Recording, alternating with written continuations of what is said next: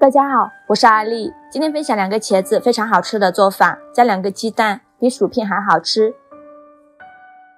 首先把茄子蒂去掉，再把它切成 0.5 厘米厚的片。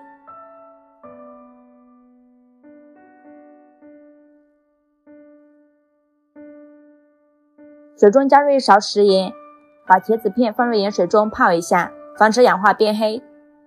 准备2个鸡蛋，将它打入另外一个碗中，用筷子搅散，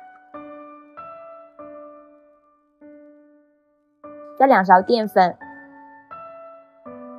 加2勺面粉，加1勺盐，加适量的胡椒粉，给它搅拌均匀，搅拌至这样细腻粘稠的面糊就可以了。把泡好的茄子控水捞出，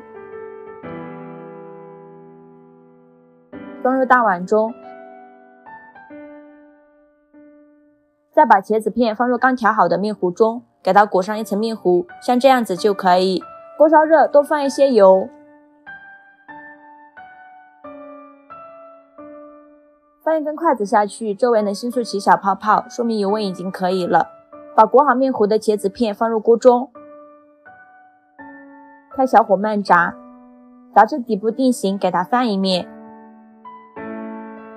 炸的过程中要不停地翻面，防止炸糊了。炸至金黄，像这样就可以出锅了。把它控油捞出，开大火把油温升高，再把茄子倒入锅中复炸一次，炸1分钟左右。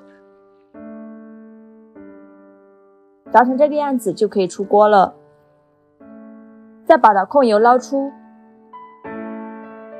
倒入肉盆中，撒入适量的辣椒面，再撒一些孜然粉，像这样给它垫一下盆子，让每一块茄子片都能裹上一层辣椒面和孜然粉，把它装入盘中就可以开吃了。